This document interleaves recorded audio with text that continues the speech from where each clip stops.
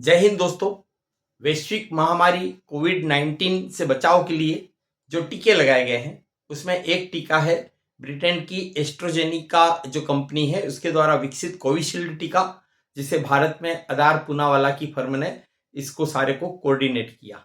अभी एक र्यूमर चल रही है कि एस्ट्राजेनेका कंपनी ने ब्रिटेन की अदालत में एक्सेप्ट कर लिया है कि कोविशील्ड टीके से ब्लड क्लोटिंग का रिलेशन है और उसमें कुछ दो उनकी बीमारियों के नाम आए, देखिए यहाँ पर लिखे हुए हैं। टीटीएस यानी थ्रोम्बोसिस थ्रोम्बोसाइटोपेनिया सिंड्रोम, और दूसरी बीमारी इसमें आ रही है वीआईटीटी यानी वैक्सीन प्रेरित इम्यून थ्रोम्बोसिस थ्रोम्बोसाइटोपेनिया।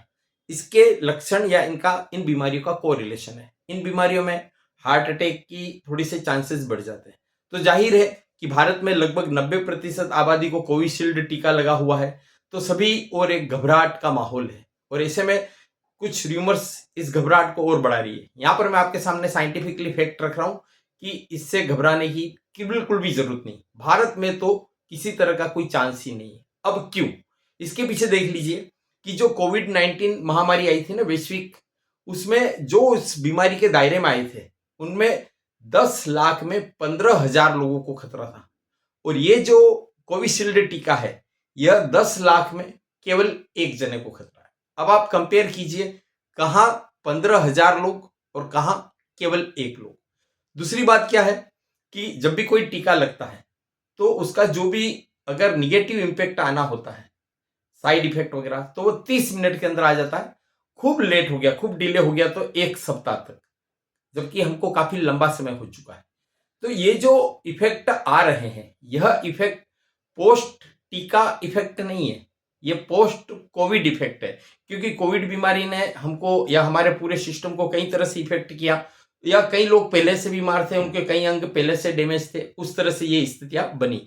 यहां पर मैं आपको बता दूं कि र्यूमर्स और गलतफहमी दिमाग में बैठ जाती है उसका कितना बड़ा मास इंपैक्ट होता है। 1998 में ल्यूसेंट नाम की एक प्रतिष्ठित साइंस की पत्रिका है, उन्होंने किसी रिसर्चर की रिपोर्ट को छापा था कि जो एमएमआर है उसका टीका, मम्स मिजल्स एंड रूबेला का जो टीका है जो बच्चों को लगाया जाता था, उससे ऑटिज्म बीमारी का कोई कोरिलेशन उसमें बताया था। बाद में मालूम पड़ा कि यह किसी रिसर्चर ने फर्जी तौर पर, मतलब डाटा कलेक्ट करके या पैसे कमाने के लिए इस तरह की उसने ये रिसर्च छपवाई थी। लेकिन हुआ क्या, 1998 में रिपोर्ट आई और 2010 में इस पर ब्रेक लगा, लेकिन 12 साल में इस र्यूमर के चलते करोड़ों बच्चों ने एमएमआर के टीके नहीं लगवाए और वो ऐसी बहुत सारी बीमारियों से ग्रसित हो गए जिनसे वो रोका जा सकता था।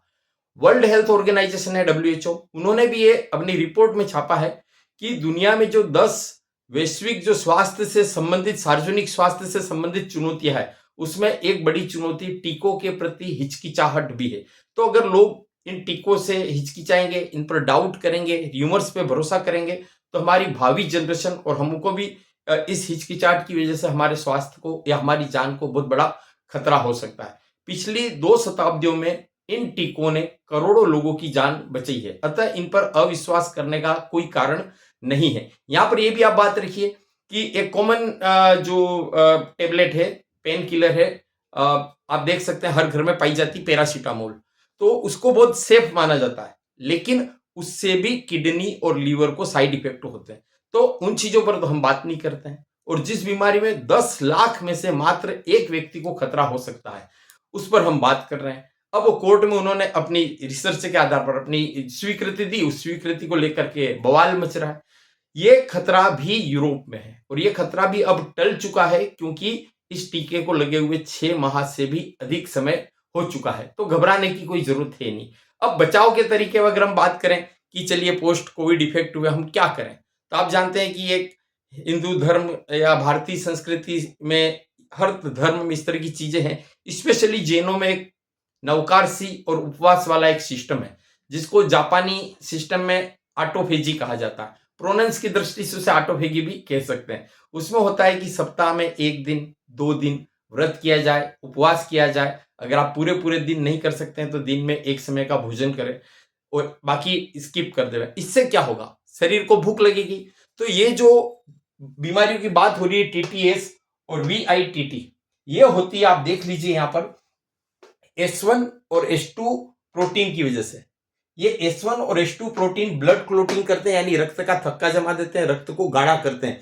इसी से ब्लड प्रेशर और हार्ट वाली डिसीज की जो आशंकाएं सामने आ रही है, इस S1 और S2 प्रोटीन की वजह से CCR5 ये फैक्टर एक्टिव हो जाता है और हमको TTS और VITT बीमारियों के थोड़े से चांसेस उस रिसर्च में बताया कि 10 लाख लोग जिन्होंने टीका लगवाया उसमें किसी एक को होने के बहुत कम चांस है, बहुत दुर्लभ लेवल पर।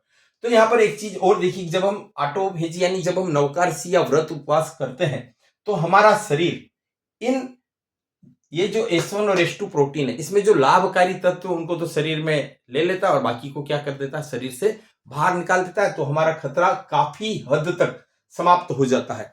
भारत इस बीमारी से बिल्कुल भी सेफ है और आप जानते हैं कि इस टीके लगने से इस कोविड-19 वैक्सीन महामारी का लगभग 90% खतरा घटा है। जो मौतें हुई है बहुत हृदय विदारक रही है। अगर ये टीके नहीं लगते तो सोचिए कि कितना हाहाकार मचा होता और इस टीके की वजह से हम कितने सेफ हैं। तो इस वजह से मैं आपसे यही अपील करूंगा कि हमारे राष्ट्रीय नेतृत्व पर किसी भी तरह की आशंका करना उचित नहीं है। उन पर कोई उंगली उठाना या उस बारे में किसी भी तरह की पॉलिटिक्स या किसी तरह की गलतफहमी का शिकार नहीं होना चाहिए। ये टीका हमारे लिए एक बहुत अच्छी समाधान लेकर के आया है। भरोसा करें और इससे किसी भी तरह का कोई खतरा नहीं है। धन्यवाद। जय हिंद।